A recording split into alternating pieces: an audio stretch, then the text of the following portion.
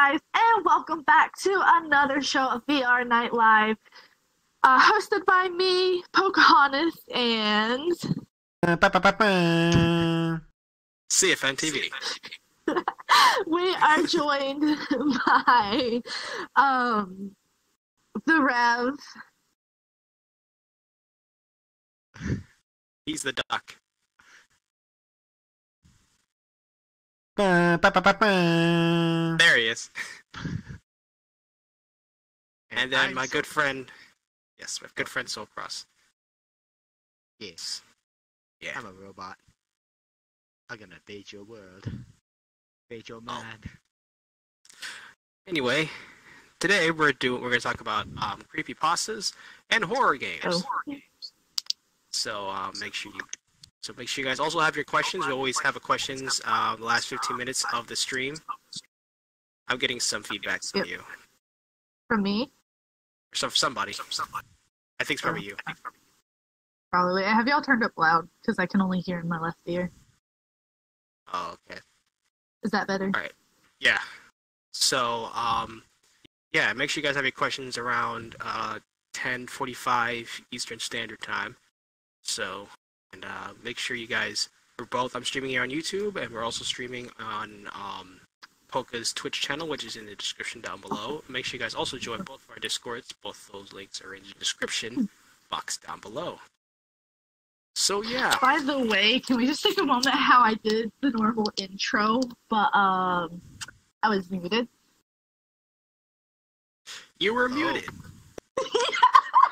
I'm really out of it. I am so out of it, it's not funny. Oh my gosh, I'm like sick again. That's me every day though, so I understand your pain. I mean, that's fun. But anyway. So in tonight's show, we are going to start off talking about horror games, and then we'll get into some creepypasta.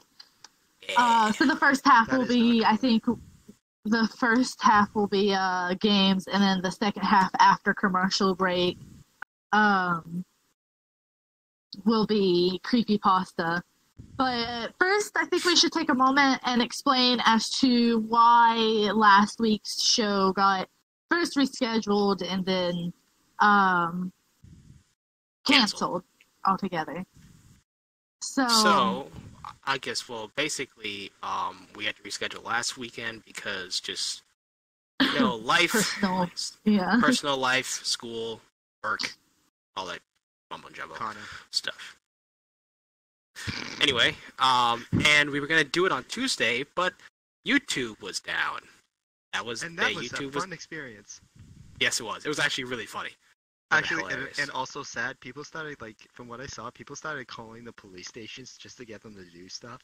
Oh my gosh. What? I saw that. There was tweets from different police departments saying, "Okay, look, we understand YouTube is down, but please do not contact us. Wow. We cannot do anything." Yeah, and also the fact that I think the Marvel fans blame Thanos for YouTube being down. That's funny. Internet, I don't feel so good. Goodness. But so we're having it today, and we're kind of mixing two topics in one show. So yeah, because we're original. You know what? That hurts my soul. Oh great! Oh my God. Finally did it. I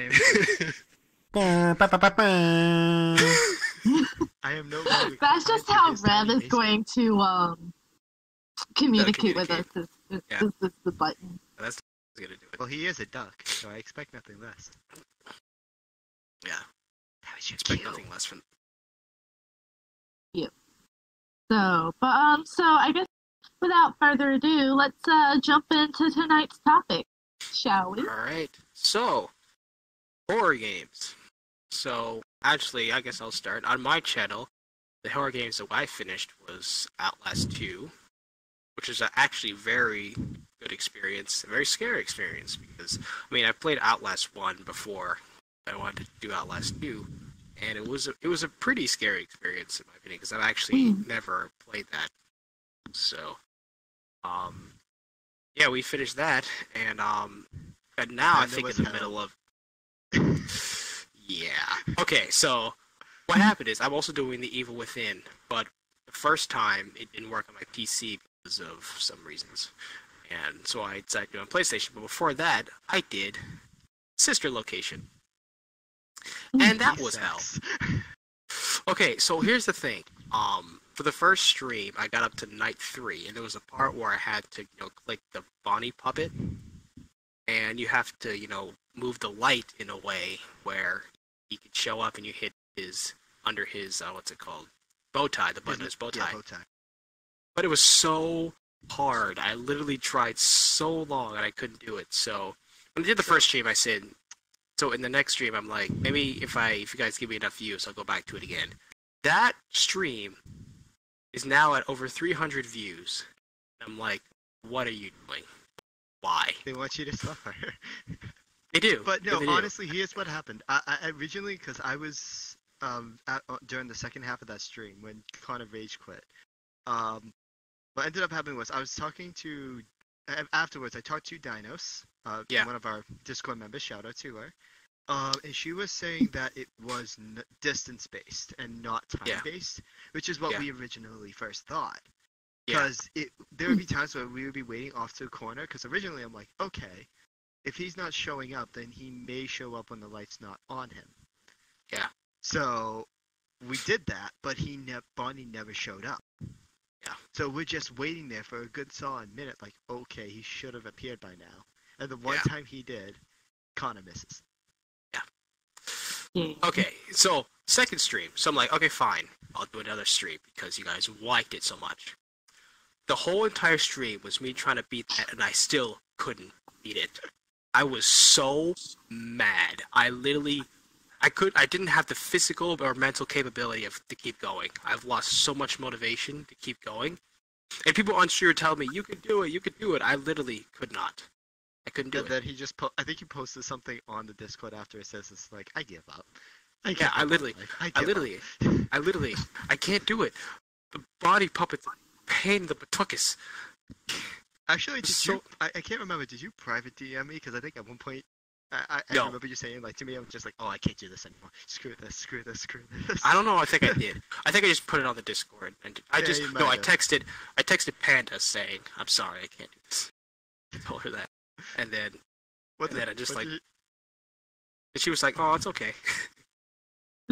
So, she said, put a smile on that face. I'm like, okay. I have a feeling it's also a partially reaction based too, so. Yeah, it is. I just told them, I said, I will do it on my own time, because I don't want to be going through that on stream trying to figure that out. So. Yeah. Which makes sense. Or maybe I'll just do a compilation of my fails. Just for her. And then we can just get the vodka and be like, yeah, that's a good fails right there. So yeah, screw the body puppet. And now we're getting back into The Evil Within 1. I'm going to start doing that, and we're going to do some more of that. So, but that's the horror games I've been doing so far. Yeah, I haven't done, like, any. I kinda have. There's like one game, I gotta go back into it, but there was one game that it's sort of horror, but it's not at the same time too. I would have to say if Resident Evil and Destiny had a kid, it would be this game. What's it called? It's called Dead Frontier 2. I may have mentioned it before. Oh yeah. But I don't know if I mentioned it on this stream, but what it is it's like a Resident Evil based game. It's pitch black. It's survival based, but you have to like get better weapons, better equipment, level up, get different skills and things like that. But there are times where like you're short, you can only heal so much, you don't regenerate health. Your shots are the equivalent to Connor. And wow. That hurts. Okay, I'm sorry. Fine. I'm sorry. I'm sorry. Goodness. I'm sorry. That just hurts my soul. Just die. But no, like it's so hard to aim. So you have like this incredibly difficult time to aim because your accuracy is so bad. So you literally have to stand still and take your shot and then run. When I first played it, I guess apparently they fixed this, but you could only dodge in one direction. So it was just better to sprint than to. But and not only that, too, if you get ambushed by so many zombies and it's like horror in a sense, not in like a normal sense, like jump scares and things like that. It's more horror as in, oh my god, I don't have the resources. I may actually like die in this location here. Yeah. Or there are some spooks, like if you turn the corner and then there's a zombie right there. But yeah, it has the little horror element when you can't really shoot them and your meelees are kind of just eh. Yeah. So it's really interesting and really unique, and I like it. Besides that, I don't play much horror games. The only like Halloween-esque game I play is probably Killing Floor 2. Yeah, we actually streamed that. I think last week. Yeah, it's a really fun which game. Is a horror. It is. It so is when we're not both sucking. Yeah. Because that last one. Yeah. I actually managed to go in and beat it too, and eventually. So I ended up like doing a solo, and then I never got to do the I got to do the survival later on, but yeah, like it's I wouldn't say it's scary, but it's like one of those things where you're like, oh damn it, oh god, oh god, yeah. oh god, oh god. Yeah. Like it's basically 50, like 000. Yeah, it's like zombie survival horror or something like that. Yeah. So, except when there's like 50 Skrakes coming in, that was stupid. Yeah, that was insane. Which those of you who don't know, those are big giant butchers with chainsaws for hands. Well, on one hand, and he did things to Connor and I. Well, they all did because there was 50. No, it was 50. I remember specifically there was 50 of them. It was. Yeah. I think. Well, there's some new horror games that are coming out. I think Anthony just mentioned now. Conjuring House is another, I think, indie horror that I think some people are playing now. Yeah. Oh, and then there's SCP. I guess you count that as a bit of a horror. Oh yeah, SCP Containment Breach. There's like two versions to it now. There's the older version, and there's the Unity remake version. So yeah, I played. Also did a multiplayer one too, right? I think so. I played the regular SCP Containment Breach. I think it's kind of like a luck-based kind of thing, unless you cheat.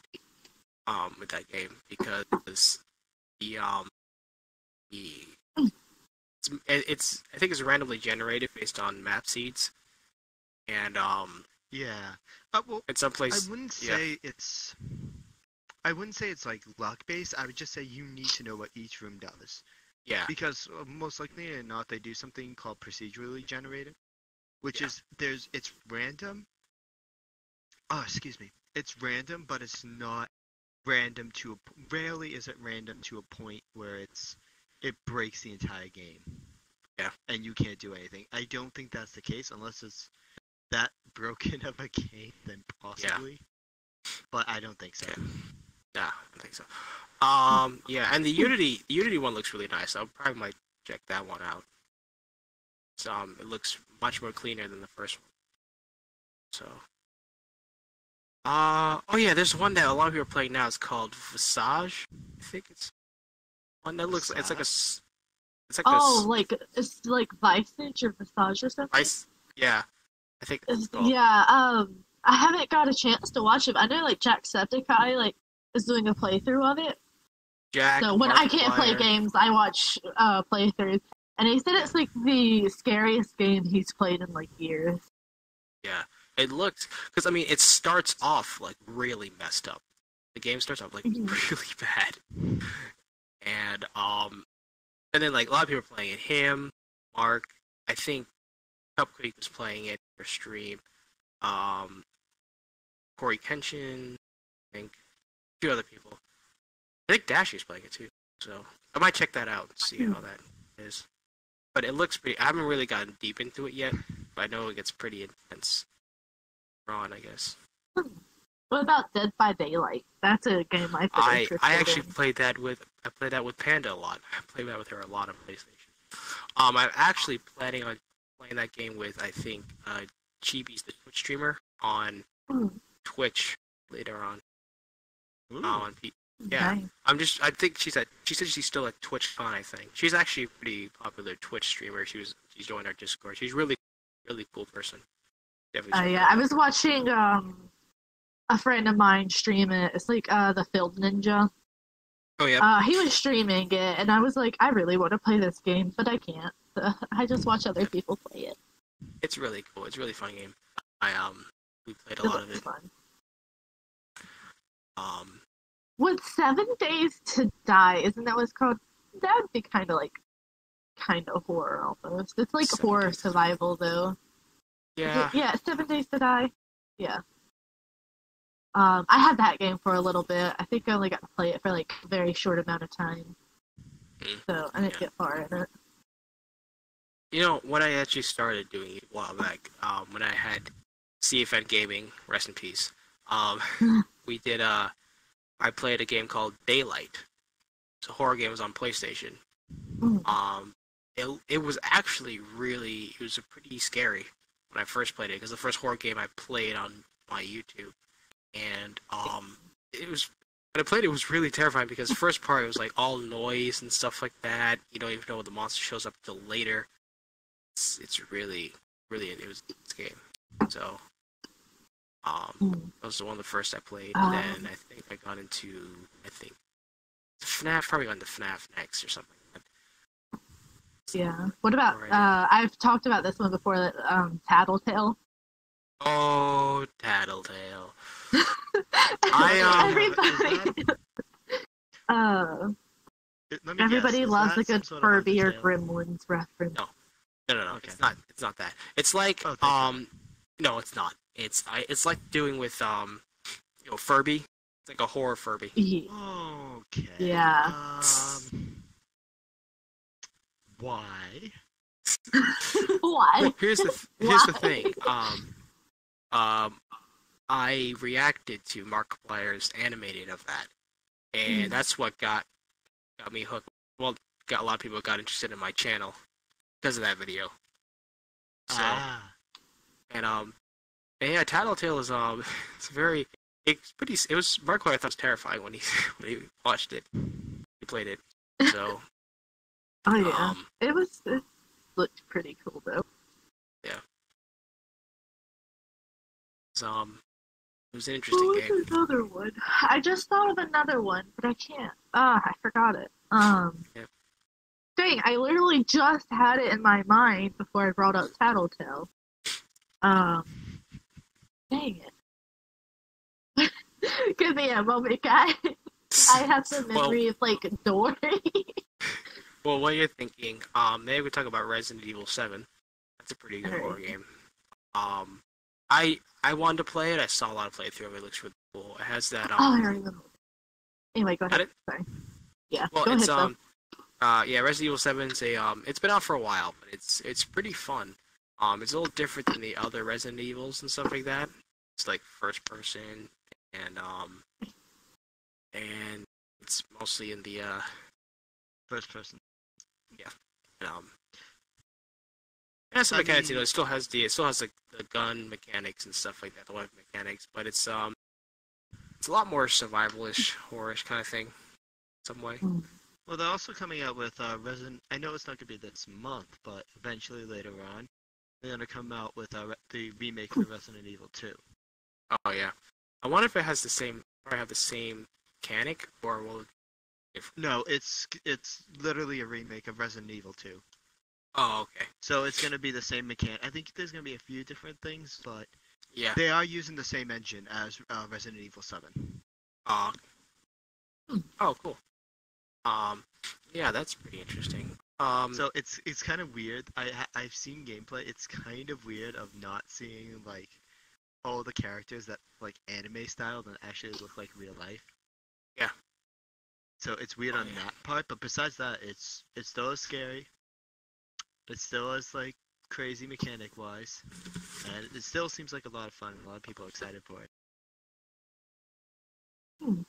All right, so the other game I was thinking about was I can't. This one's kind of on the horror side a little bit too. Is Welcome to the Game, Oh Markiplier, and yeah, I think I didn't watch Markiplier's a whole playthrough of it, and then Jack did a small playthrough of it, but he never finished it. I found that yeah, game because really interesting because it deals with like a lot of like the black web and like these people like stalk you and you have to like hide yeah, from them and stuff. I thought that was like really cool. yeah. They came up with two games of it. Most of the game one and two. The thing about the game is that it's very. I think it gets very difficult because here's the Mhm. thing: you have to deal with few things. Like you're trying to go different deep websites to find red room codes to get into a red room. It's Oh yeah. basically what you're doing. You go to different websites. You have to be careful of hackers who will hack your Mhm. computer, take your notes and stuff like that. Oh yeah. Things, or you could get kidnapped or killed. Oh yeah. And then like it even like picks up your microphone sounds. And, Oh yeah, yeah. And then like I think I go think an ahead. evil Welcome to the Game 2 has to do with you finding a woman on the team who's kidnapped. I think, and I think it's the same Yeah. process. But you can do other things now. I think it's like the added stuff where you can get money to buy different VPNs, secure security stuff. You go out, but it's a lot more scary because you can actually walk out of the house. Hmm. You live in an apartment, you go downstairs, you can go outside, but you gotta be careful outside because there's a strangler out there. Now, Oh careful, if you try to pick up your package, he will come and kill you. So, Oh no, Jesus, yeah. there's a I stranger. find that game very interesting though. yeah. I think it's a very paranoid type of horror game, which is cool. Oh yeah. I would be like paranoid at that game. I think there's like two. There's different people. I think obviously there's the police. There's Hitman. There's Mm. the doll maker. Then there's the strangler outside. Yeah. And then I think there's the guy face masks guys with the mask on. Mm. So But yeah, yeah, it's definitely an interesting game. Very intricate, that's for sure. yeah, But a lot of people like intricacy like that incorporated into games. yeah, exactly. So I mean, we don't just have to like discuss games. Like you could talk about some like funny experience or stories you may have like regarding games. Because I know I have like a funny. I actually two funny stories. You can go first. Okay. I'll do one, and then you can do, and then I'll do another one. Okay. All right. So there was one time I was okay. Actually, I wasn't playing a game. I was watching someone play the game, and I was laughing at their like scary reaction. Oh yeah. Oh yeah. You told me this. I That's remember funny. this now. Is this the one? I can't remember. I think was it the one you told me when your friend you were playing Outlast 2? I could tell that story too. It's not that funny, but so I'm watching this video. My little brother comes in my room. He's like, "What are you laughing at?" And I think I can't remember who I was watching. And it was even that scary. And he's like, "Let me see." And my little brother watches it, and he gets scared, and he and pees himself. It Uh, was even so scary, but apparently it scared the literal like pee out of him, man. Like oh man. it was.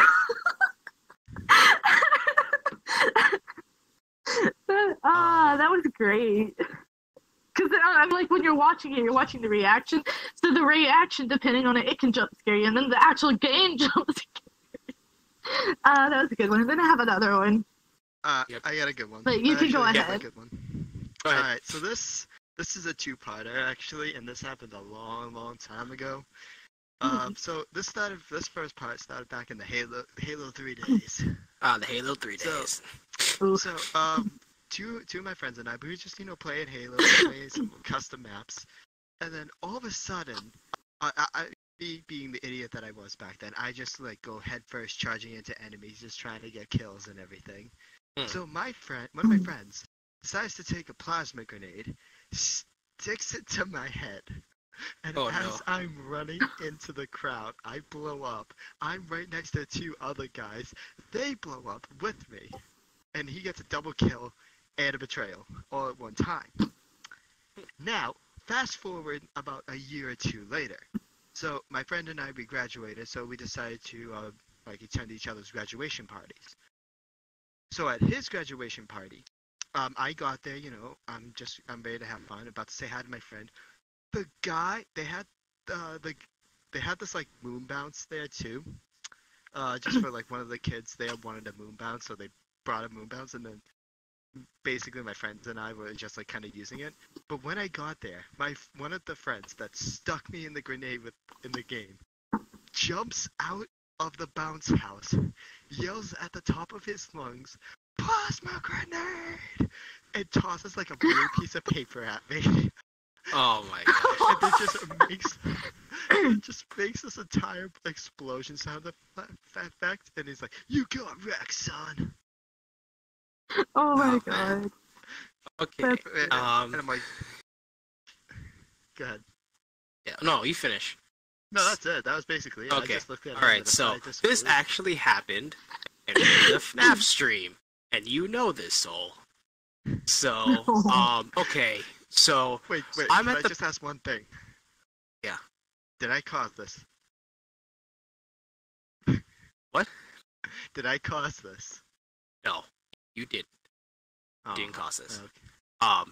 But I think I was doing the part where I have to flash the light at Foxy to get through the thing. And I was doing it several times because I kept dying several times from Puppet. But this one time, usually I can get through Foxy, but one time I didn't. And he jump scared me. I fell on the floor, and I just laid there I for a remember. full I minute, did cause this. I did cause this. reflecting on my Here's the thing. life choices. It was So here's the thing. Shortly before that, and I was in the chat, and I was in the voice chat as well with Connor. We were just talking. I think it was either Empress or something, just like, you guys talking doesn't, like, kind of ruins the experience. And we're like, no. What we're doing is I'm giving Connor a false sense of security, so that when he gets jump scared, he's gonna go crying. And sure enough, 5 minutes later, it happened, and I just lay Connor- there, like I am not even in camera right now. Like I'm not even in the face cam. I'm on the ground. My microphone is still on, so you can hear me in mental pain, emotional pain. I think I was wheezing. And then I was just sitting there saying, why am I doing this? I just sat there, it's like, I don't Great. want to get back up. And then, as a good friend and good chat, we just lolled at him. Yes. Y'all laughed at me. Great friends, And we guys. enjoyed every second of it. Oh my gosh. Okay, so the second story I have also involves my little brother. Oh my gosh. this I feel is a bad good for one. him now. Brother. My brother is such a... Okay, so I was playing this horror game, and, like, you're, like, this exterminator, and there's this creature, like, terrorizing this building or something. Anyways, I don't remember much. It was a long time ago. And I did this one part, and there's a jump scare where this creature comes out at you and, like, jumps on the screen and stuff. And, so after I get jump scared from it, it didn't scare me that bad. I go in there, and I'm like, I wanted to get one of my brothers with this. Well, my older brother wouldn't do it, and my little brother is just very gullible. So I get my little brother in there, and I tell him what to do, and I help him till he gets to that part, and I'm like, I didn't get this far, you figure it out, but I kind of lied. And he gets to that part, and the creature, like, it does this really bad jump scare. Oh no. I guess my brother, he screamed. Oh no.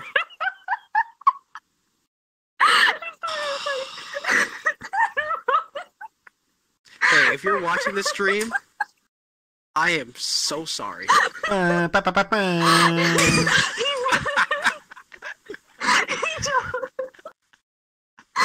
listen, what's your brother's name? Hey, Christopher. If you ever need emotional and mental help, we're here for you, buddy. Right? So he screams, and he turns around and runs. And first he runs into my lamp. Listen, Christopher, buddy, you do not have to do this alone. Exactly. We're here for you, buddy. I know. I tolerate this abuse. Yes. Such a horrible sister. He ran into my lamp. And then he ran into the wall. You do not all need to do. Oh, shoot. We are working very hard. We're gonna get Oprah working with you, okay? We're gonna get Oprah. We're gonna get all the people to support to help you right now. You get support. You get support. You get support. I'm laughing so hard I'm crying because I'm just remembering exactly how it happened. It was hilarious.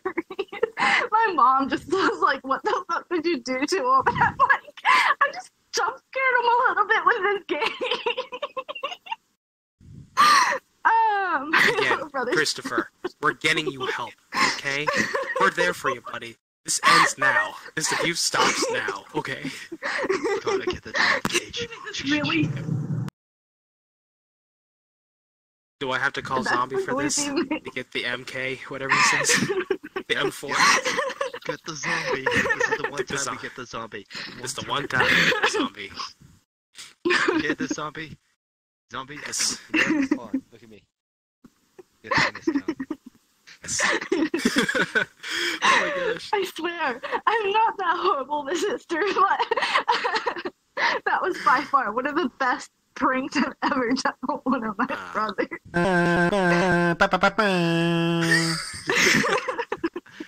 Alright, now we've officially destroyed Polka over there. I guess we can. Well, now we can enjoy the stream. Okay, look, I'm good. Let me take a sip of my soda. Alright. So, anyways.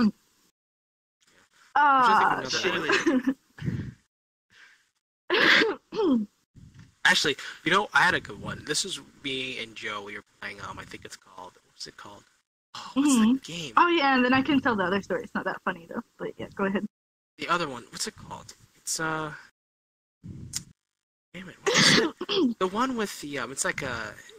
It was like a FNAF fan game, but it's completely different. It's it's with a mouse. It's like a mouse and the cat. Forgot. Oh, wait, what? It's like a FNAF. It was a FNAF. What's it called? Oh yeah, Catty and stuff like that. Ratty. What's that thing's name? I have not a clue. I'm not in tune with the fan stuff, so perfect. I don't remember where that is. I'm actually looking up what's it called.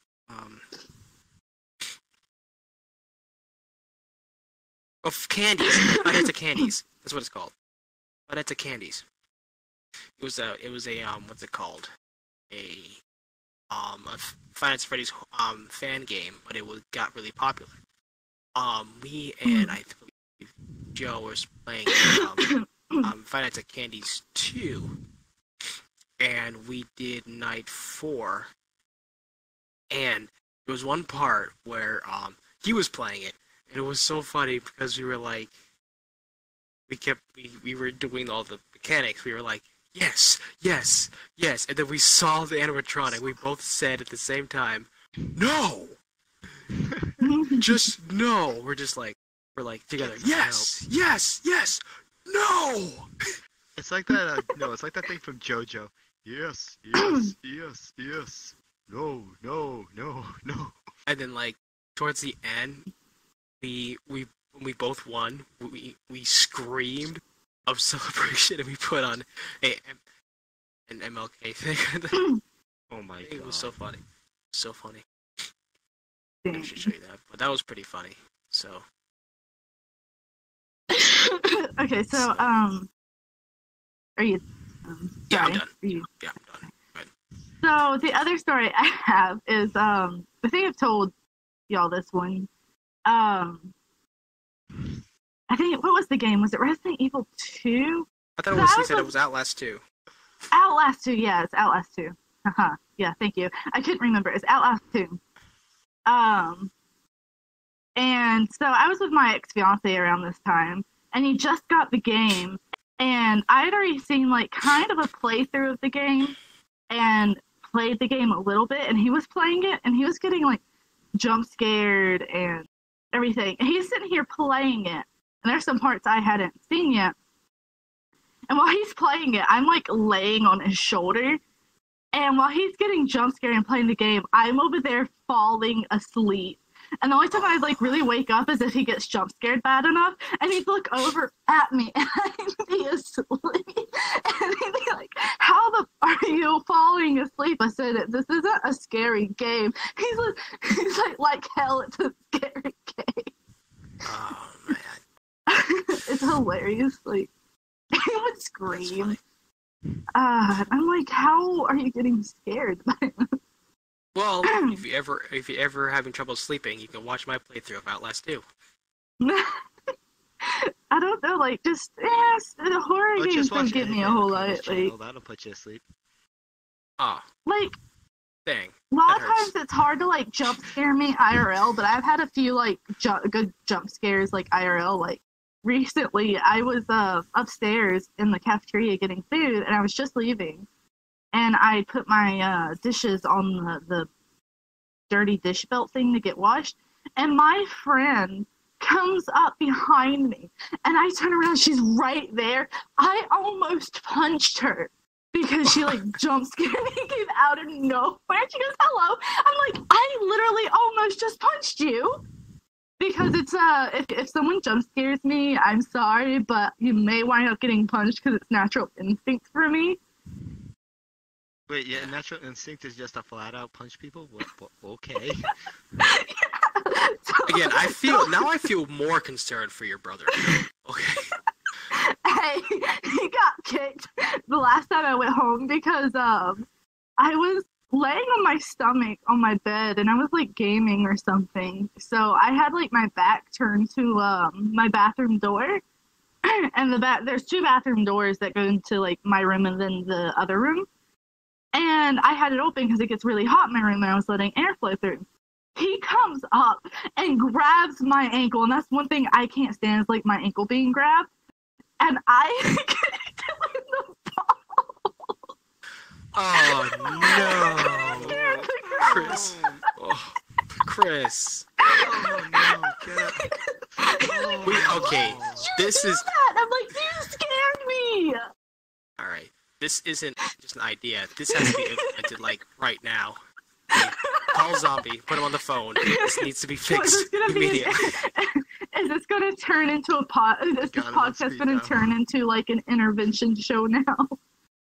I No, guess it's kinda gonna turn is. into intervention with zombie with a shotgun. That's what It's gonna be bad. So I mean, just like. So I mean, he shouldn't have grabbed my ankle. It scared me. I'm sorry, but I'm not sorry at the same time. that means you're not sorry. There's no I think I was There like is no on call or on VR chat, and all they hear is me screaming and the sound of a guy in pain. oh gosh. Oh, wait, you were online. And they're like, "What is going Oh, on?" Christopher. Oh, Christopher. I'm gonna pray for you, okay? I'm gonna And add as you to if the prayer that list. wasn't bad enough, he has the nerve to do it a second time, but I missed him that time, so. Good. Learn your reflexes, Christopher. You're gonna need it. I'm gonna show my little brother this stream just to remind him of these times. Yeah. Hello, darkness, my old friend. So I think we still have a few minutes until commercial break. Anybody else got any funny stories? I don't know if it's funny, but it's just flat out stupid. I think this to give a bit of context, this was when I think Connor had CFS. Yeah. When that was still like active. We used to play this. One of the first games we ended up doing was Ghost Recon Future Soldier. So, so in the game, it's kind of like tactical based. I guess it's very tactical based, but there's also like characters that you can choose from the series, except for like maybe one or two that was originally made for the game. So I ended up choosing one, which was one of the one character that had like this kind of like a I don't know what to call it. Like I don't want to say it's a shield, but it like reduced damage, but it also gave like a reflective barrier, so you appeared invisible. So you could like ambush people and things like that instead of having to like use a cloaking device. So we're just playing. Connor is normally followed me around, and we just kind of led each other into fights. So the time I led us into a fight, I was doing some shooting. I looked to see where Connor was. His character model. Keep in mind I was playing like the character because it's like based. It was a female character. So I turned around. Oh, wait a minute. And then you remember this because this Yeah. became a meme at one point, which was basically just Connor's like in-game character model was just staring at my ass. Oh yeah. Oh yeah, that was Ghost in the Shell, not Ghost Recon. It was Ghost in the Shell. Oh, I'm sorry. Yeah, Ghost in the Shell. I was It thinking had like Ghost Ghost in the Recon. name. That's all that matters. Yeah, it was Ghost in the Oh, yeah. Shell, and I'm like, and I just look at him like, Connor, what are you doing? He goes, what? I've had times like that, but only like Oh yeah, I forgot about that.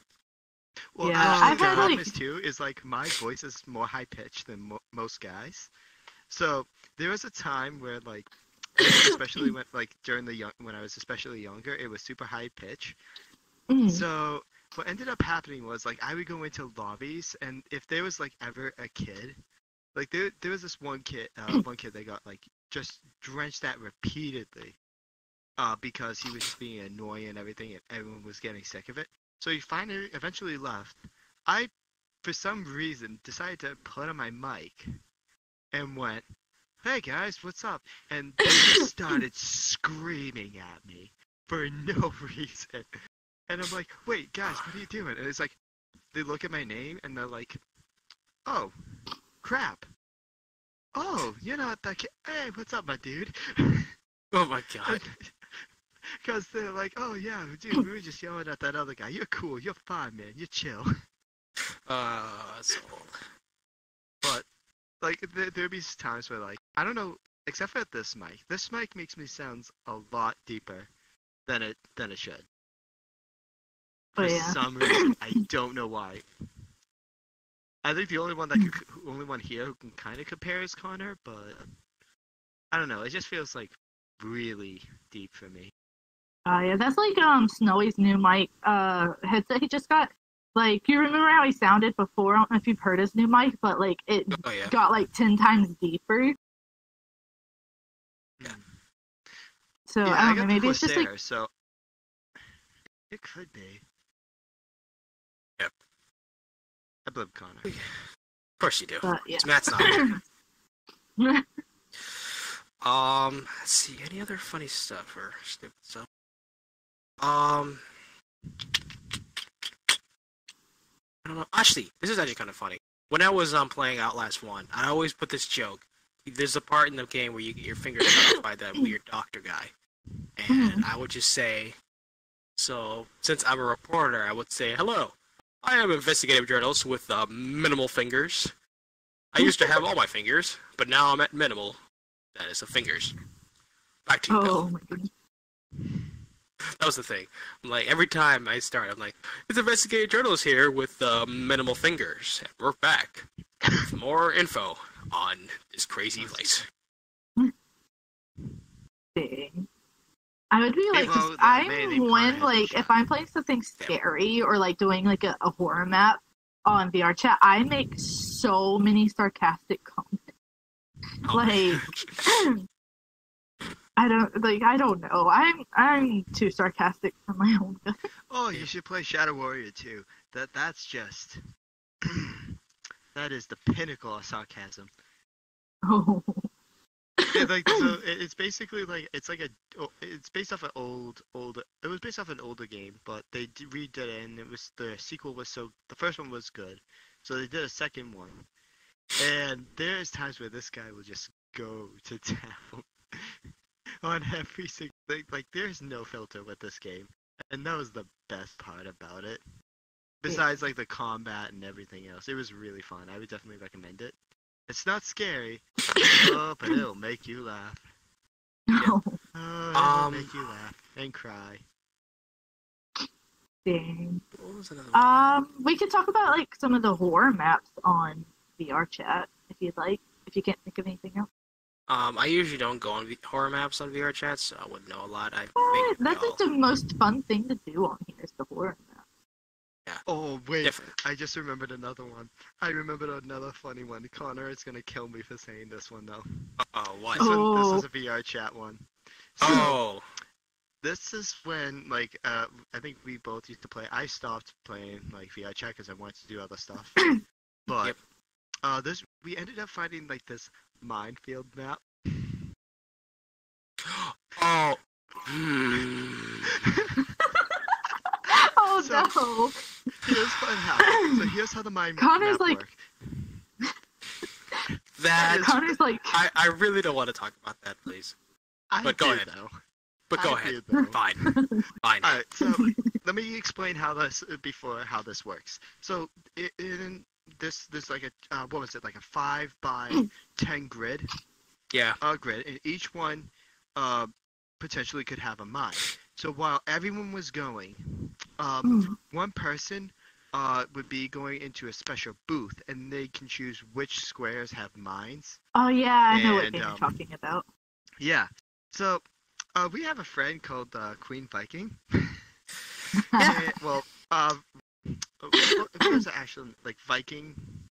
Yeah, like just I Viking. forget her actual just Viking. Okay, so Viking started to like didn't lock the map, so she kept changing, the mine, the squares with the mine.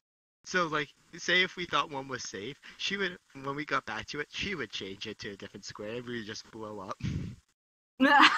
Honestly, And then I wasn't. This is the thing. I wasn't mad about that. I got the bad part when Joe did it, No, and you were all. It was ahead. it was myself, Viking, and Joe at one point all doing. We're just you're screwing with me. I was so mad. Actually, what made it worse was that I was trying to invite someone to my Discord, and they were all being annoying, and I couldn't find that person again. Because of y'all. We felt It's y'all- horrible after that, but I only eventually. literally I was streaming. I stopped the stream because I was so pissed off with these people. Oh, 'Cause y'all but wanted you still love games. them. Me too. Yeah. Me I'm sorry. That deserves another death. It hurts my soul, and I'll never know who that Your person dramatic death. No, but it deserves this though. is. Anyway, But here's the thing. On a side note, he probably could get revenge because he knows where I live. So yeah, I know where you and Joe live. Oh. Oh. Viking, I can't because she lives all the way in Norway, and that's not worth the trip. I'm on Norway. But Just don't know there. I know There's where you guys a are. song. There's a song that every time I hear Norway, I just remember that song completely. It's an old one, but it's so stupid. But anyways, yeah, that all just we all could not stop laughing because Connor kept stupidly going into all of the mods. Oh Every my time. goodness. It wasn't. Whatever. Whatever. Can we move on, Yes, please? go I don't want to remember my pain, please. It's something I don't want to remember. That's okay. Oh, I okay. remember it. God damn it. Alright, so we have like 10 minutes. 10 minutes until commercial break, so Actually, I do have one more story before we want to move on. alright. This is actually when I played Alien Isolation. Hmm. I did a few episodes of that. I did a compilation with my friend, I think Paul, a while back, and it was funny. It was funny. We did some edits. It was really funny. One thing, actually was funny. So when I played it with Joe, we streamed it, and we pretty much called it Locker Simulator 2016 because it was literally just us being in a locker for over an hour and a half. Because the alien was all over there, and every time we just go back in the locker, it's like, well, guys, another episode of Locker Simulator 2016. We are never leaving this. Oh boy, that's a locker. We are never leaving this locker because I'm not going out there. I But will you die. gotta do it, or else you do. Look, you're gonna die anyways, so you might as well just go out in the locker. Go on. There was one time where he actually caught us in the locker. One time because we had to hold our breath, and he heard it. So yeah, that's all my stories. All my pain and suffering. I think I've told my stories. I mean, most of the stories I have is just either me doing shenanigans or just like stupid glitches or somehow me pulling against all odds. That's usually how my stories end up. Oh, yeah. I mean, I've done 2v1s, 1v1s, fell through the map, made a guy float midair. Oh my gosh. We were talking about horror games, and we talked about like a few kind of old ones. No one brought up the Scary Maze game. That's like a really old game that was like really big back a few years ago, wasn't it? Scary Like Maze? maze game? Yeah, like the Scary Maze game. I just remember, like, I don't know, a lot of people, like, I was like in middle school or something, or high school. Like, that's all they talked about was the Scary Maze game. And like, I don't remember, honestly. I just like watched people's like reactions of it, and there's like that one dude who played it, and he like punched his computer screen. Oh yeah, the And he, jump scare like, one. Oh yes, pissed yes. himself. Yeah. It's like a maze that has jump scares in it. Random jump Yeah. scares. Actually, I mean, like, one. go ahead. Finish it. No, finish. Oh no, go ahead. Finish. I don't even know where I was going with it. Okay. The one thing that we should also mention for horror games that was popular back then is Slenderman. 8 pages. Oh yeah. Oh yeah. There was I think there was 2 versions of it, like official versions. There was Slenderman the 8 pages, then there's Slenderman Slender the Arrival, I think it's called. Mm. Because that one was Arrival, or was it? Yeah, because those 2 were the official games of Slender made by the same company. Made it. Mm. So the first one was obviously scary. It was very popular back then, and then they came out with this one, but actually had a story behind it, which was pretty. Oh yeah. Oh, like Finding Bigfoot. There was that game, and there was also like the one where you had to hunt the rake. Oh yeah, the rake. The rake. Yeah, the rake. And then there was like Finding Bigfoot or Hunting Bigfoot or something. Those were like interesting games. Oh, that one I remember. Those ones I remember because those were like, they're good, but when they were first released, they were also super super buggy and super super difficult. Yeah. Oh yeah. Because it's like, oh yeah, you can kill Bigfoot. Oh, your bullet only did 0.1% health. Well, Oof. you're screwed. I think that's the only thing. Like the hard thing is like you have to actually know the game inside and out. And Yeah. for a game like that, you no. Actually, you know what's funny? When I was watching Markiplier play it, they actually beat it because of a glitch. Oh really? It was so funny. Like the rake came out and he got stuck. He couldn't move, so we literally just shot him until he died. It was so funny. Dang. Like I said, like I think that's the only way to beat stuff. Like they did, I know they did. They did a Bigfoot and they did a Yeti one too. Oh, they did a Yeti Yeah. one? I haven't even heard that one. Yeah, I just they knew did, like the a- Bigfoot one and the rake one. Yeah, they did a Yeti one, but they added a lot more stuff to it, so you can have like drones and different stuff like Oh that. nice. I think it was like Um, Chilled Chaos and Gom. Gom and Z. They ended up playing it. Oh yeah, it was one that played Amnesia. That was an older one. Oh that yeah, Markiplier I've played. seen that. And I do like the fact that the PC version can have custom stories to it. Besides just the two main games, because the custom story is actually a lot more fun. Than regular story. Mm. Markiplier did a lot of the custom stories. I think they originally did a new one.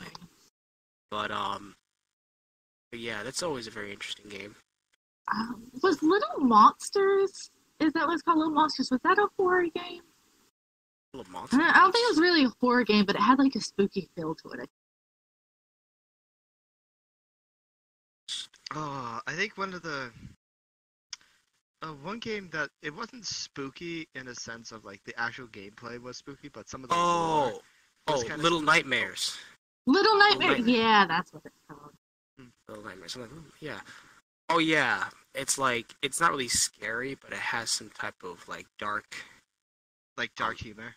Yeah. not really dark humor, but more like Dark stuff to it. Yeah. Because like I think the character ends up becoming more dark as he plays through it, and he becomes less innocent. Oh yeah. Because just And the then- environment messed him up. There is one game that it wasn't it was the same thing. It wasn't scary, but it was dark, which was Soul Sacrifice. Or to an extent, Soul Sacrifice Delta. Connor knows which one I'm talking about because this is one of my favorites. We have about 4 favorite minutes till games. commercial break, by the way. Oh yeah, Yeah. this is quick. So there are some like the gameplay is like Monster Hunter-esque, but Mhm. the lore for itself it can get really twisted. Like one of the monsters is based off of Cinderella, and Oh, really? the story, yeah, because they eventually they did like a DLC-esque thing where they did all the stories of Grimm, or at least stories based off of the Grimm. So Mhm. what happened with they did a twist though. So what happened was, Cinderella, she went through the whole spiel, the stepsisters and whatnot. However, when you got to the part where she lost her slipper and everything, so Mhm. what ended up happening was she realized the prince wasn't interested in in the golden slipper or anything. He was a leg guy kind of guy. Oh. So each Oh. time she would like sacrifice different legs and everything, just to Mhm. try to find, that perfect, just to satisfy him. Oof. Eventually, she got to a point where she was running out of ideas, and Mhm. one of the items in the game, the chalice, the sacred chalice, came in and Mhm. said, "Hey, if I will grant you any wish for a sacrifice." So she ends up sacrificing her own legs, and she gains like a bunch of them, a whole Damn. bunch, to a point where she basically was a human giant centipede. Ooh, no. Ooh. And basically, and when she went back to the prince was so horrified that she ended up killing him.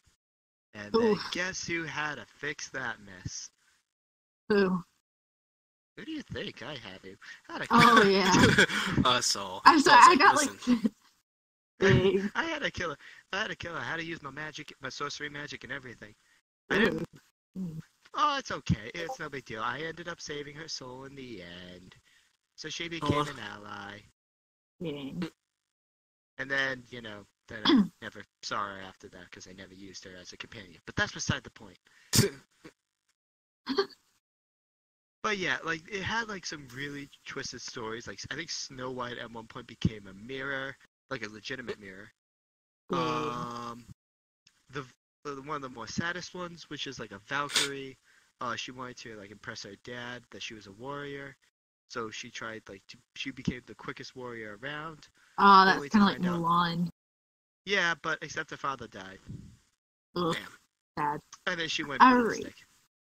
Dang. So I think we're about to cut to commercial break. Yeah. Yep. I think we're cutting to Yeah. commercial break now. All right. So after this, we will do some creepypastas. Yeah. guys. Thanks, Rev. And we will see you I guys was back not in about. Rev. 5 minutes. Oh. All right. We'll see you guys back in 5 minutes. All right. Yep. Bye.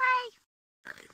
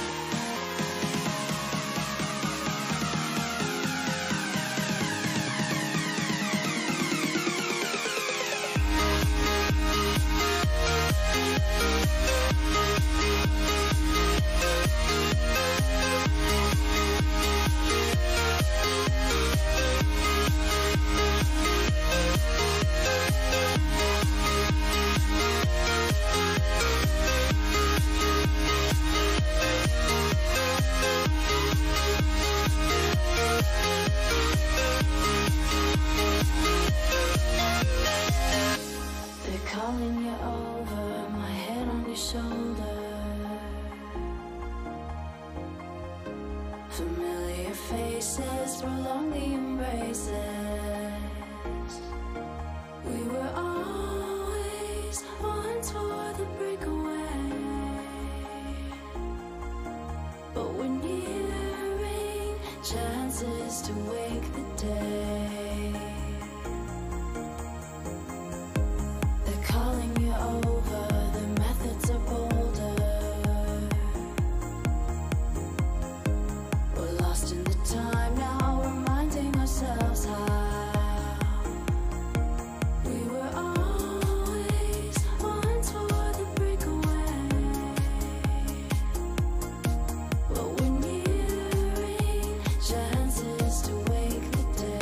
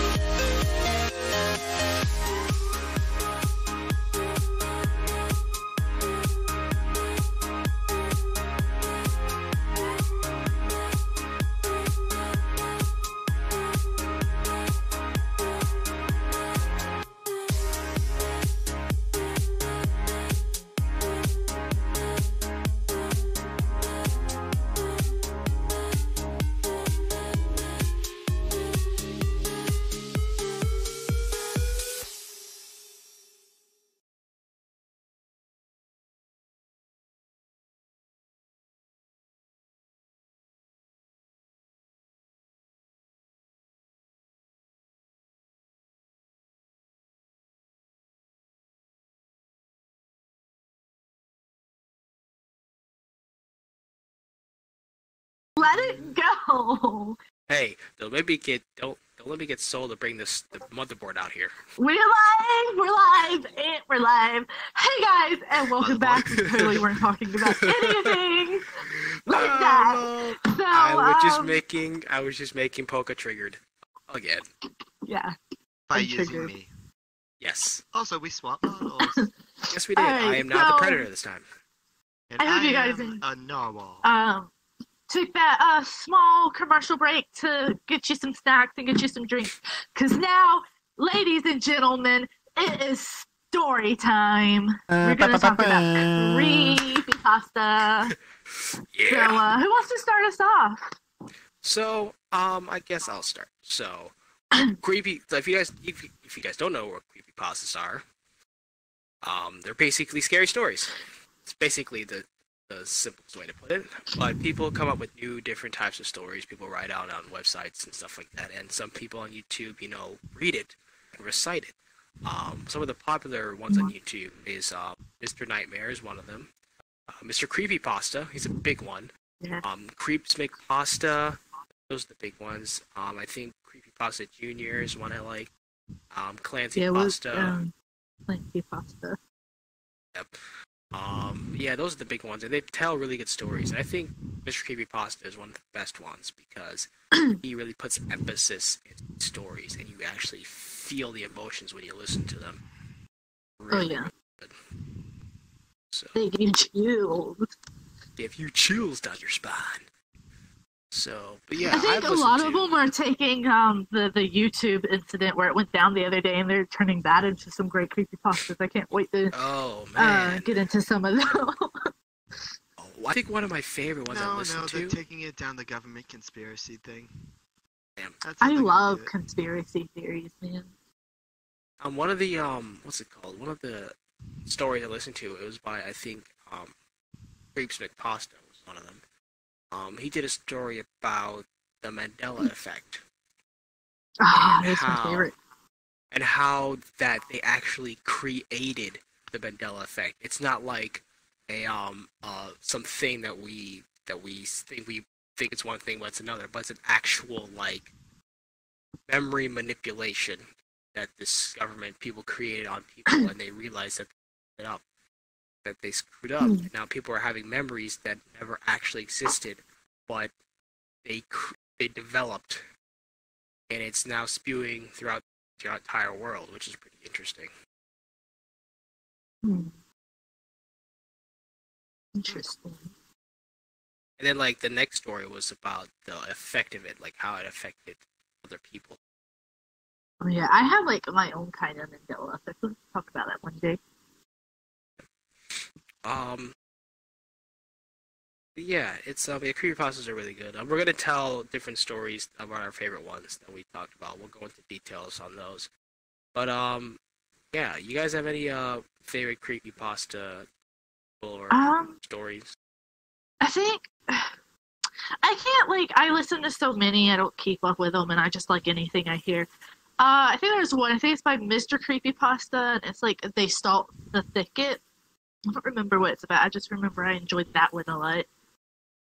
Oh yeah. And then I don't know, like I just like anything really.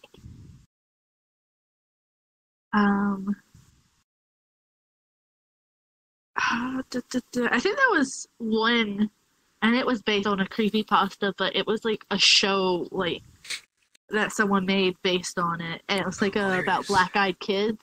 I think I've talked about this before, so I won't really go into much detail. Oh, I But found it. I think Connor found what he was looking for. Yeah, I found the creepypasta. I'll tell you guys when we read it. Oh, I thought you So- found that special folder you had. All right, Shut you up, can go Saul. ahead. Ah, so Alright, it does well- exist. No, it doesn't. Stop it. Alright. So what we're gonna do now, we're gonna read different creepypastas, our favorite ones we've found. So I found mine. It's called Funland. And this has to do it's in the set of area where I actually the state that I live in. So I'll read mine, and then y'all can tell your stories after. So tell my story, you guys can tell yours. So here we go. This one is titled Funland. Tewksbury, Massachusetts, in the mid-90s, was a great place to be a kid. Main Street alone was chock full of kid-friendly activities. There was an enormous outside go-kart track with a huge arcade full of best games from the 80s and 90s. I remember spending hours playing the alligator version of Whack-A-Mole. I loved the sound they made when you hit them. Then just go down the street was Toontown. It wasn't anything special, just a typical 90s music store. But they had the cute little dog with the bandana who showed up in every commercial. Though I've long since forgotten the little guy's name, he was really cute. Whenever I go in to buy a new cassette tape, he'd be there to greet me at the door. Out of all the places I went to as a kid, Funland was by far the greatest. They had their go-kart track on one and a small one for the little kids and a larger one for bigger kids. It wasn't as big or as fancy as the one down the street, but it was still fun. There were batting cages too, lots of them. Even had a small arcade, mostly filled with pinball machines, Pac-Man, the always popular Simpsons arcade game. You never go wrong with that. But the best thing about Funland was the mini golf course. It was the only one in the area at the time, and in the eyes of a 10-year-old kid, the place was huge. The iconic spaceship with the Funland logo sat in the center of the park. You could see it from the street, along with the giant giraffe statue that stared into the parking lot, smiling down at you as you entered. There were other memorable statues too, including a pink elephant and a large dollhouse that sat in the back corner. But the greatest part of the entire park was the 18th hole. On the outside, it just looked like a silly outhouse. But if you got a hole in one, not only did you get a free game, but the outhouse door would swing open and you would hear the sound of a toilet flushing along with the hiss of the hydraulics that moved the animatronic inside. It was a funny-looking dog wearing overalls, with one strap hanging down off his shoulder, as if he was just pulled them up. His eyes would blink, his jaw would move, arms would raise, and he would scold you for disturbing him. "Hey, what are you doing? What do you think you're doing? Get out of here!" When the door would close, you and your friends would have a good laugh before you left. Every time I went there, I couldn't wait to see that dog. Like all things from childhood, the fun of Main Street slowly faded away. I think the go-kart track and arcade were the first to go, sitting abandoned for years before being turned into a daycare center. They kept the track though. I don't know why. So it just sat there in the back, one or two remaining go-karts, frozen in time. Then Toontown went out of business, unable to keep up with bigger music chains like Newberry Comics and FYE. I imagine that cute little dog has to be dead by now. Last to go, of course, was Funland. It was painful to see it start to rot and decay in the last few years of life. The paint on the animal statues faded, the eyes of the giraffe looking sadly out into the empty parking lot as less and less visitors came to see it. When the park officially closed, I was heartbroken. I used to drive by on my way to work watching it slowly rot away. The elephant eventually tipped over onto its side. The chain around the huge stump of a foot that had been keeping it latched to the ground, now visible and exposed. The door and windows of the dollhouse were broken and shattered as if it was a real abandoned house. The outhouse door remained closed, the wood cracking with age. I could only imagine what the poor animatronic dog inside looked like. Eventually, nature reclaimed the once thriving park. I could no longer see into it. All that remained visible was the head of the giraffe peeking out of the rusted fence. Curiosity got the best of me. I gathered my two friends, Kevin and Zach, one night, and we decided to break in and reminisce of our childhood. As we walked by to the high, barbed wire top fence, I looked up at the giraffe. It was the first time I noticed just how creepy it looked. Its yellow coat of paint was almost completely faded, leaving only its brown spots and huge, almond-shaped black eyes. Continuing on, we snuck into the back of the park near the batting cages. Zach had brought a pair of garden shears and cut the fence open, just enough so we could squeeze through. As I entered the park for the first time in must have been over a decade, I looked ground in complete awe. I was so excited.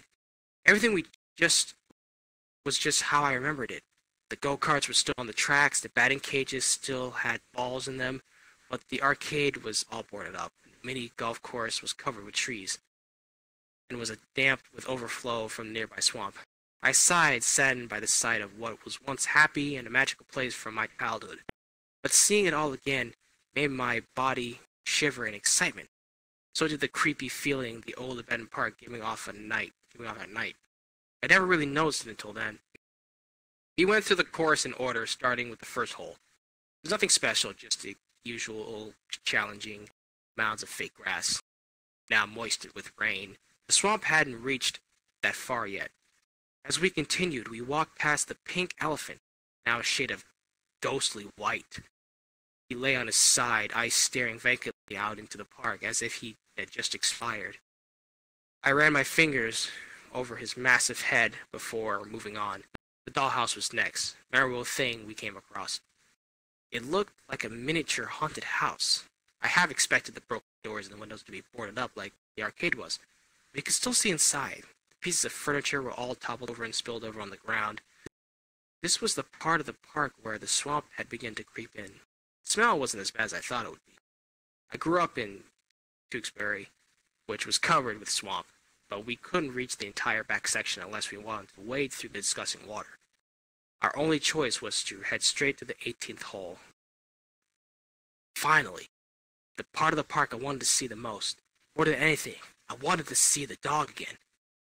It was half nostalgia and half excited sort of fear of what it would look like. Was it even still there? Was it even good condition, preserved by the outhouse? Or was it like everything else in this park, sad, neglected after all this time? I couldn't wait to find out. Did you bring it? I asked Kevin. He nodded and handed me one of his dad's golf balls. I held it in my hand, sighing deeply, and I ran my thumb over the gloves. I stepped up to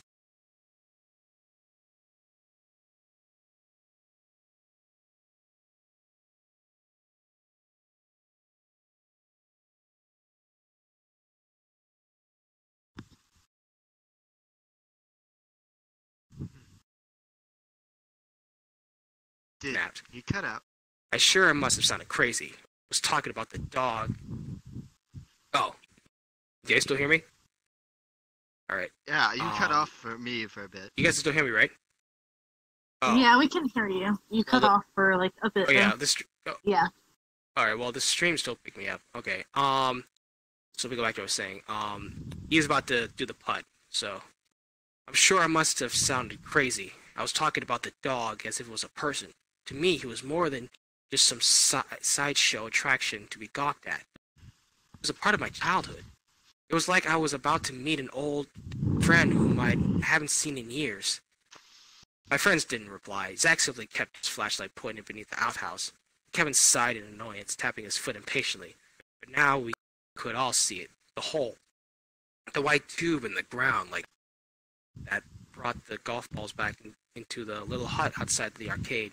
It was barely visible over the mound created by the fake turf, but it was still there, and I had a clear shot. I placed the ball on the ground and aimed carefully. I rolled towards the hole, and I could hear the ball hit the pipe. The sound of it swirling down into the ground, echoing into the silent park. The second I stepped back besides Kevin, the light now shining from the outhouse itself. I clenched my fists in anticipation, wishing with all my heart that it would somehow still work. That the door would open, the dog would be there, and he would scold me like, oh, he did. It was a stupid wish. We all jumped at the sudden sound of the once familiar flushing sound, now slightly distorted.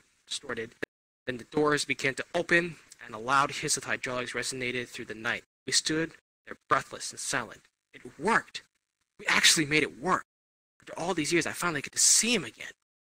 I was so happy that I could feel the sides of my mouth curled up with a magnificent smile, as if I were a child opening a present. But the present wasn't what I expected at all. There he stood, once a familiar friend, my reward for getting a hole-in-one, but I could hardly recognize him. The fur was all covered with metal frames, was matted and wet. His overalls hung loose around him, like they would be someone who had lost a great deal of weight. My breath caught in my throat, which was suddenly dry. I swallowed softly, eyes widening as they traveled down the dog's face. It was a horrible, hideous sight. Fake fur was half off his head, torn away, exposing the wires and joints mechanisms in his mechanical jaw. I didn't remember him having teeth. On the same side, his plastic eye had sprung from the sockets and now remained dangling from his torn cheek. Then he blinked. The mechanism on the broken eye shuddered around the exposed wire, releasing small sparks. More sparks flew as his arm shot up like a clang. The hinge of his jaw creaked and his mouth flopped open. "What do you think you're doing?" The funny southern drawl of his voice was completely gone, replaced with something raspy and angry. Although I could hear the chilling distortion of his voice box, he sounded more human than I remembered. Kevin ran. He didn't even look back. Zach dropped his phone and slowly backed away, screaming as if he stared into the dog's good eye, which seemed to turn on him at the disturbance. Then somehow the dog moved forward. He wasn't programmed to walk. As far as I knew, the hydraulics attached to his back only sat him up. He wasn't supposed to walk, but by God. I saw once funny animatronic dog of my childhood step out of that old withered outhouse towards me. I stood there, frozen in fear, staring at him. "F this!" I heard Jack utter before him, and he too left. Now I was alone with him. I had spent so many years thinking about this very moment. I wasted countless hours thinking about this dog, wanting to see him for the last time. But I knew then I should have never stepped foot into that old park. My childhood was dead, as broken as the wires and the metal rods that barely held the dog together. I seemed to watch Zach go, with his good eye turning with a cracking sound as he watched my friend disappear into the darkness. The eyes turned on me. "Get out," he commanded, his arm still pointing now in the direction of the parking lot where the headlights of Zach's car had just turned on. I didn't move. I could only stare. Was this some sick nightmare? Some bizarre fantasy my brain thought up to get my mind off a time I could no longer remember to? The thing stepped closer, its disfigured face mere inches from my own. The smell of wet dog seemed to invade my nostrils. "Get out of here," it boomed. The voice box short-circuiting as if it had exploded before slowly fading out. It sounded like multiple voices had spoken, but deep and aggressive, almost demonic. This time I listened. I ran as fast as I could to the park, which was dimly lit by the headlights of the car. My eyes darted around. The once familiar area now seemed foreign and strange. I couldn't tell where I was going. I heard the sound of children laughing, the trumpet call of an elephant, the clanging and grinding of metal gears. When I finally reached the fence, I tried sliding through the hole we came through, but I got stuck on something. I looked down to see if my jacket was caught, but it wasn't. Then I looked back.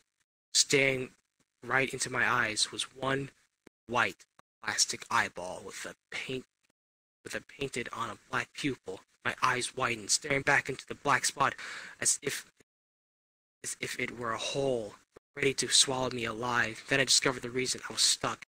The hand of the animatronic dog was gripping the back of my collar. I can remember thinking that the hand was supposed to be stuck in a pointing position. I didn't have any mechanical function to actually open or close. Then again, the dog wasn't supposed to be walking. "You shouldn't have come back," I heard it whisper, sending a chill down my spine. Then it released me with a shove, and I fell through the opening in the fence, scrambling my feet. I ran to Zach's car, not once looking back, as I sped off down Main Street. It's been 5 years since that night. I don't talk to Kevin or Zach much anymore. We have never once spoken of the incident, not even on the car ride home. I never drove down the stretch of Main Street either, until today.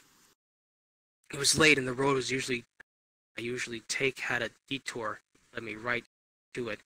What harm would driving do anyway, I thought, but I shouldn't have. I tried not to look.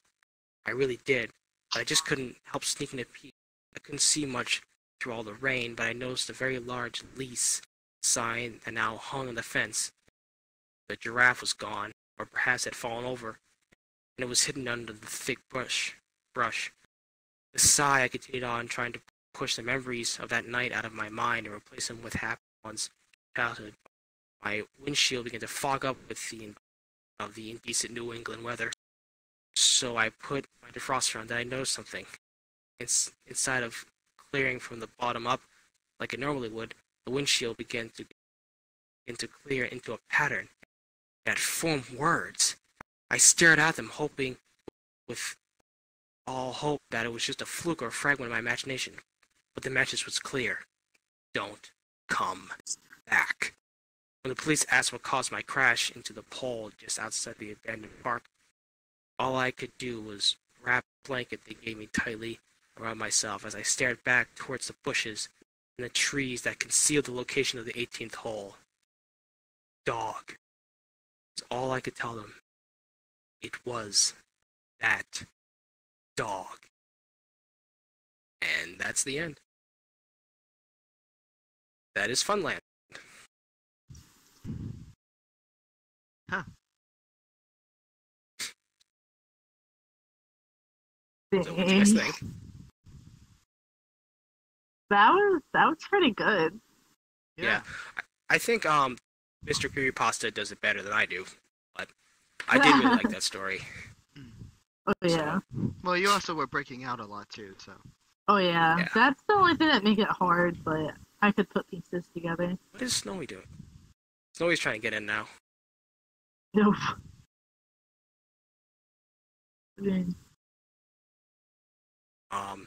But yeah, if you guys didn't hear all of it, I think the stream picked it up, so you guys could have heard it.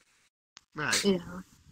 I have the stream muted. I have the chat open, but I just don't have I have the stream muted because I don't like hearing my own voice, and B, I just don't want to get echo. Yeah. But yeah, that's Funland. So they also have Return to Funland, which is a different story following this one. But that's my story. Hope you guys enjoyed that one. All right, who's next? Actually, can I go? Yeah, Go ahead. you I'm can go actually ahead and kind go. of feeling 'Cause a little bit sick, so. Yeah, go ahead. Dude. Yeah. So that's I think we why wanna have, get this- depending on how long it is, it might be the only other one we can fit in, which is okay. All right. Well, this is pretty short. I mean, this may be the last thing I do because I'm kind of feeling a little ill. So. Okay. That's fine. All right. So this was actually an old story that used to be told again here in the same state of Massachusetts, but this was told up on the islands. And this is a story. This isn't like a Reddit story or anything. This is just something that was passed down. The story of the Lady in Black. So long ago, back in the 1600s, there once lived a couple, a married couple. However, the British Army that was occupied there at the moment, they set up a fort down on what was it, Prince Edward Island. They sent the no, not PEI. That's in Canada. Oh my God. There was an island. Oh crap, I forget the name of it. Anyways, not important. That's how bad my memory is at the moment. So what ended up happening was, the British Army ended up capturing the husband, and transported him to a very, very secure fort. Problem was that, well, the woman didn't like that too much. And not only that too, the man didn't know what crimes he committed. British Army just went in and took him. That was how they operated back in the day. So, the woman devised an idea. She ended up constructing this boat, or finding a boat, and she rowed all the way over to the island. Once she got there, she dug a hole directly into her husband's prison. However, when they got there, they hugged and everything, and they went back through the hole, and the whole plan was that they would go back on the boat, run away, and never see and never, ever, ever see that stupid, fort again. However, the British caught word of what was going on, and, well, they captured them and tried them for treason, and set to murder on the from hanging. Well, so the final words of the Lady in Black was that she was going to haunt that entire fortress, that entire fort, for years and years to come, and she would not stop until she was reunited with her husband. Fast forward many, many years later, I decided to go on to that trip to that particular island. It was me and a bunch, like this whole class and everything. Because we were at the summer camp, they normally did a lot of stuff for us. They took us out, and we went over to that. I'm sorry that it's kind of broken up because my mind's kind of foggy at the moment. But what ended up happening was we got there, we started to explore everything, all of the erosion. There was like a few caskets that were in there too. Nothing was in it, but the amount of aging and just pure astonishment that we've seen. Excuse me. However, there was one section that we got to. And this section was where we saw her. The Lady in Black, dead, set straight in her eyes. She didn't say much. Well, she said quite a bit actually, but she was so quiet, so delicate even. We couldn't really figure out what she was saying, but she was crying solely for her husband. Solely for it. The husband was nowhere to be found. We don't know where the hell he was. Eventually, we left. Not knowing what to do, not knowing what to see. But yeah, that was pretty much it. Just a lost soul. I mean, sure, some may see it as a horror, sure, but yeah, just a sad story. Pretty good. That's pretty much it. Now, whether or not I believe it, no, not really. Because you know I don't think I what? have. It sounded pretty good though. Oh, thank you. So All right. Again, I Yeah, I probably think we would have- have told it better if I kind of felt a little bit better, but yeah. If you have to go, that's fine. But thanks Yeah, for sorry. thanks for being here. Yeah, Oh, yeah. sorry. Thank you for having it's me. I fine, just dude. feel really under the weather, so. yeah, I hope you feel Get some- better. Yeah, get Thank some rest. you. Dude. I will, hopefully. You know, if my mind lets me. But thank Oh, you for goodness. having me. Thank you, everyone, for, coming to see the stream. They're going to do a lot more, so, yeah. Oh yeah. Just stick by them. I'll still be in the chat, just not here, because I just need a break. So, thank you for having me, CFN and Pocahontas. Thank No you, problem. Rev, for giving me Thank the you for shiny joining button. us. Thank you for giving me the shiny button. And just for good measure, since I'm going.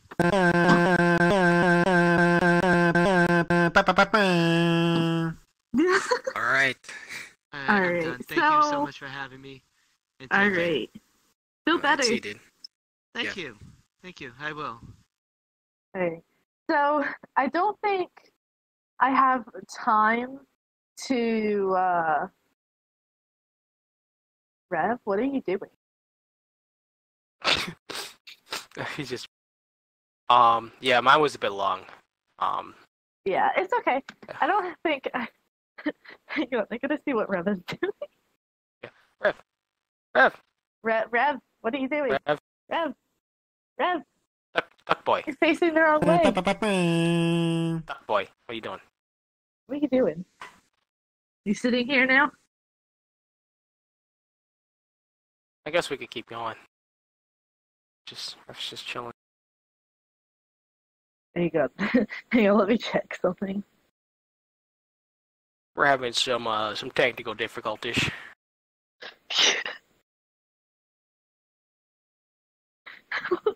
Rev, what are you doing? By the way, this podcast is sponsored by a duck. As you can see, the duck is now pointing towards Polka right now. Make sure you subscribe to Duck. There will be no links in the description. But if you see a duck, you should definitely subscribe.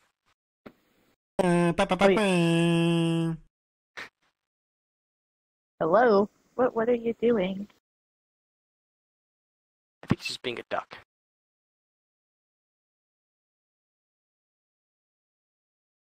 Hello? Good content, guys. Rev. Good, great content. You know what I'm saying? This is such glorious content. Well, okay. I guess I'm gonna do my stream standing here. This is a duck content.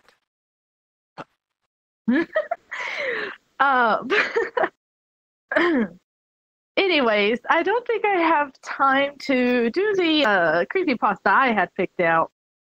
So I'm gonna do a few kind of shorter, like, spooky stories.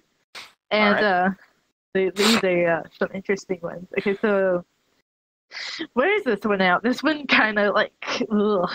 Okay, it's called Ugh. Guardians by Dark Alligator. He awoke to the huge insect-like creatures looming over his bed and screamed his lungs out. They hastily left the room, and he stayed up all night, shaking and wondering if it had been a dream. The next morning, there was a tap on the door. Gathering his courage, he opened it to see one of them gently place a plate filled with fried breakfast on the floor, then retreat to a safe distance. Bewildered, he accepted the gift. The creatures chittered excitedly. This happened every day for weeks. At first, he was worried they were fattening him up, but after a particularly greasy breakfast left him clutching his chest from heartburn, they were replaced with fresh fruit. As well as cooking, they poured hot steamy baths for him and even tucked him in when he went to bed. It was bizarre. One night, he awoke to gunshots and screaming.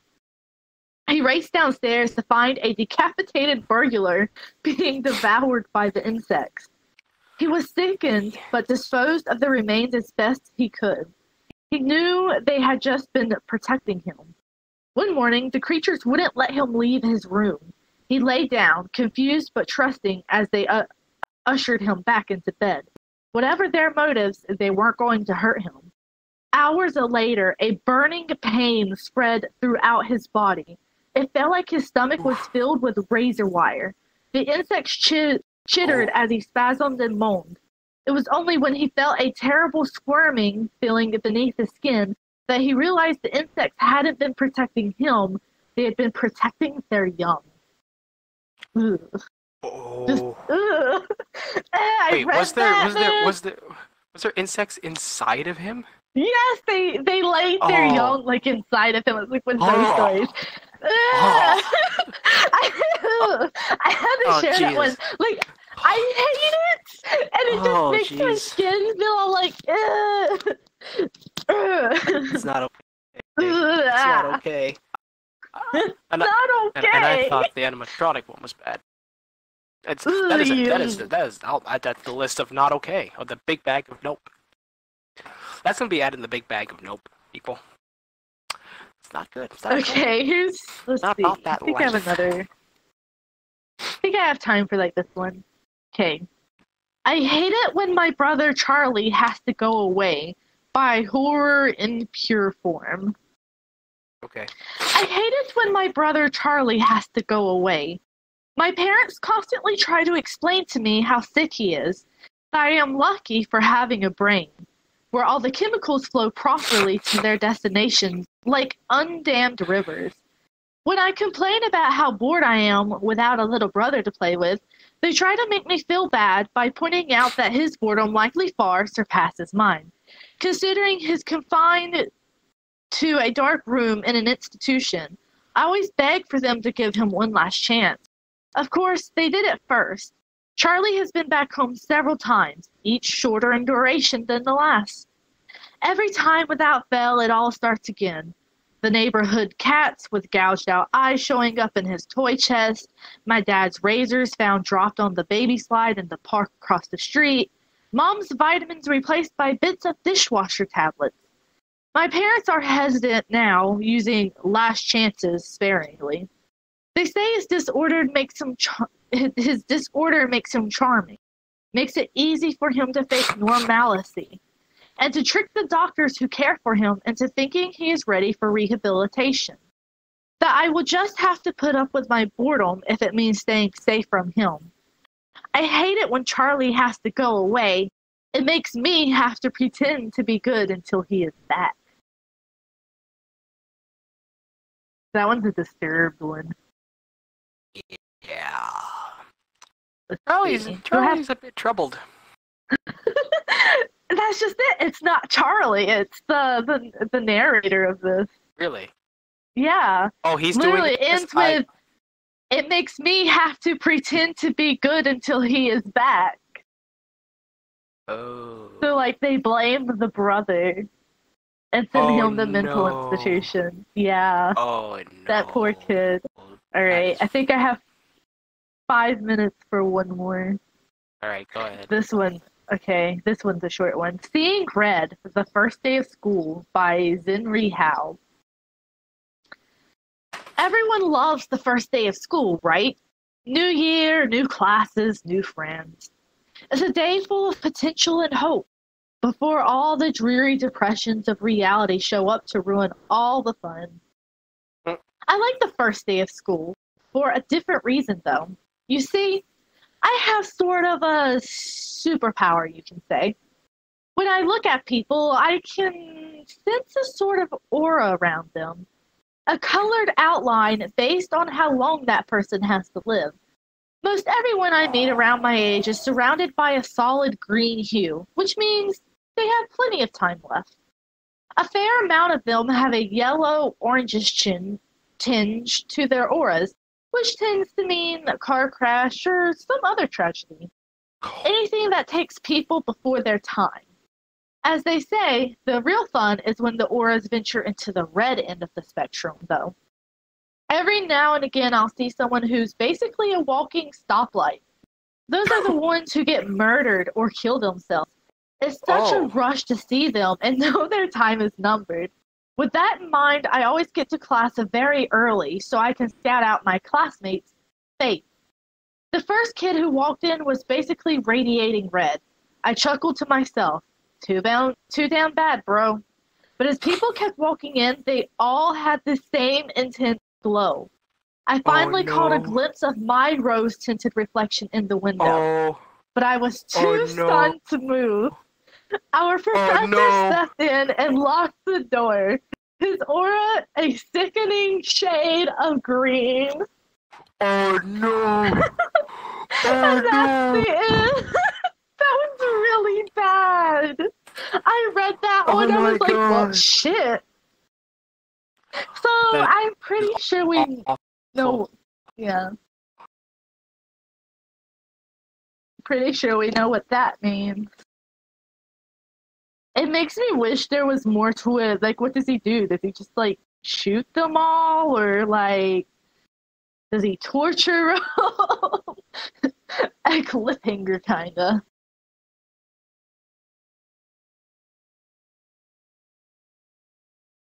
Oop. Oh, what happened? Hello? Connor? Where did you go? I think he crashed.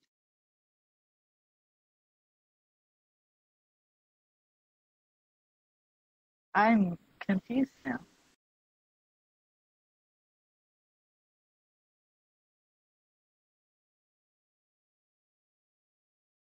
Hello, welcome back. I think Connor crashed. Like, literally, you teleported over here and you were facing this wall. So I was standing in front of you, and then you teleported to that chair, and now Connor is gone. So I don't know.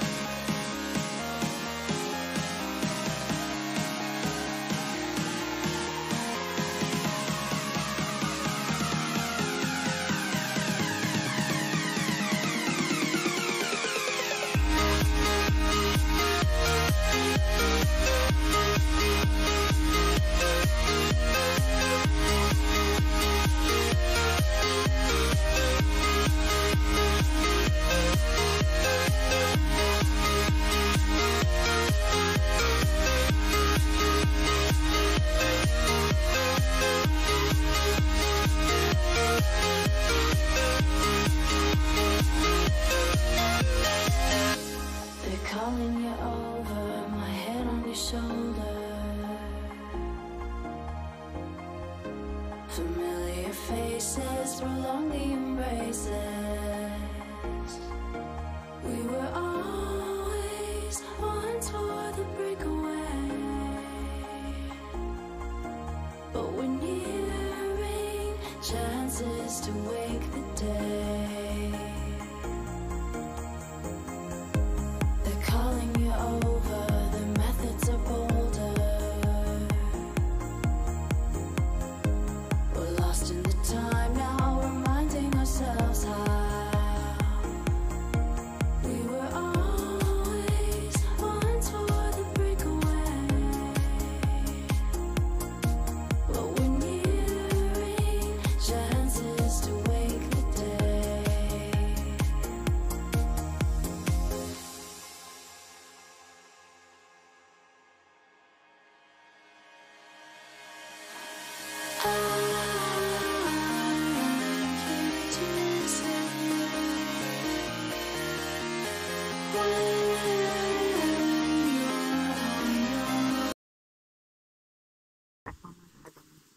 Hit the button if you're back on live. Oh, he's like, okay, so I guess it's time to finish up with questions. Yep. I don't think I have any Alright. right now, but you can. If you have questions, you can go ahead. Oh, I don't have any. Hold there's on, no let me take a questions. look. Hold on, Alright, wait, go ahead. hold on. Let me take a look. Let me find if Yeah. I can find any good ones.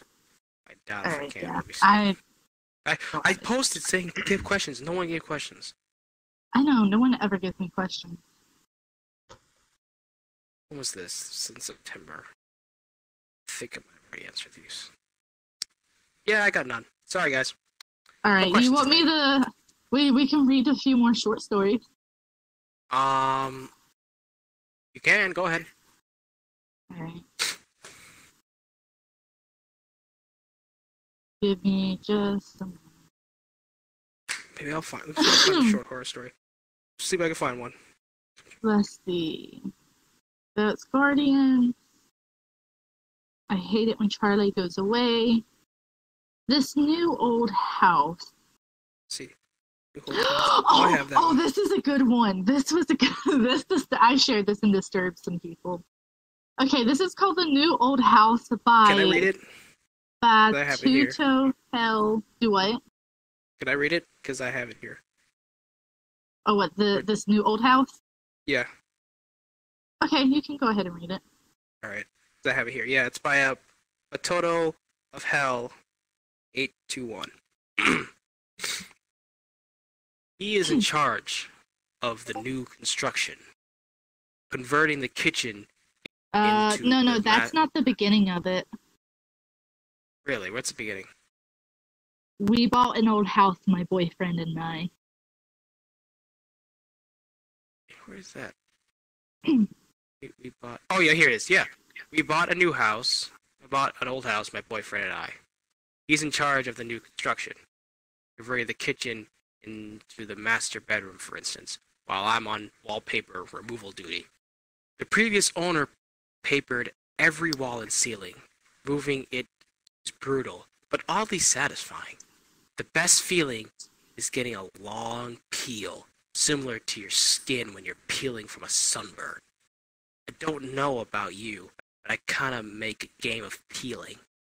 On the hunt for the longest piece before it rips.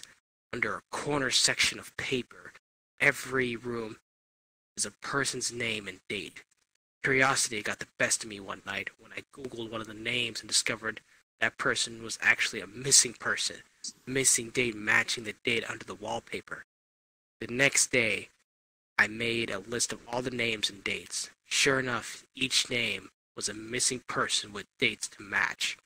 We notified the police, who naturally sent out the scene team. I overheard the text say, "Yep, it's human." Human? What's human? Ma'am, where is the material you removed from the house already? This isn't wallpaper we're removing. Oh! Ooh. Yeah, I was waiting for that one to sink in. It Wow. wasn't wallpaper. Ooh, That that I'm never wallpapering again. I'm well, sticking to paint. So basically, to summarize that story, is they had I guess an old house a murderer had lived in, and their sick thing was to wallpaper the walls and stuff with the skin of their victim, and then they wrote the victim's name and the date they killed him under the wallpaper. All right, so let's see. What are some other ones? Hey that are guys, down guys, here? I gotta go, so I gotta cut this short. But make sure you guys comment, like, and subscribe. You guys can continue on, but this was great. Make sure you guys give me ideas for the next podcast. All right? All right, Sorry, guys, gotta go. all right. Bye, Connor. Peace. Bye. All right, that'll give me time to like wrap up on here.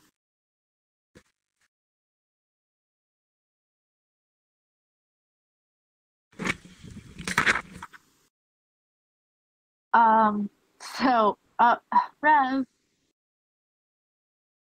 you like teleported again. All right, so I'm stuck on the chair. Okay, so I guess, it's when someone leaves, really? That's weird. Yeah, he's starting to feel sick. All right. All right, you still live, right? Okay, we still live. All right, I'm going to go ahead and wrap things up. So I hope you guys liked the stream tonight. We definitely got spooky. We had some good laughs. Stay tuned for next week's stream. We are having our Halloween special, so you definitely want to tune into that. Shout out to everyone who joined the stream tonight. You guys are the real OGs. Guys, remember, watch my streams and be active in the chat. It's the best way to get a shout out.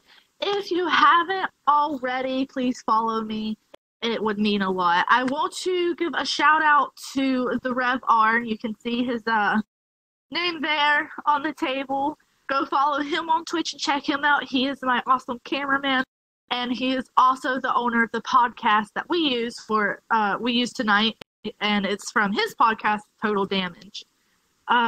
He's definitely the real OG, as awesome as he is. He's helped me out a lot, and I wouldn't be able to do a lot of my streams without him. So, if you haven't already, like I said, join the Dork Side. We have cookies.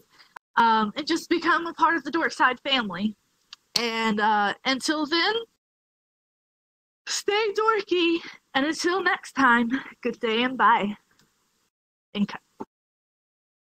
Ba, ba, ba, ba, ba.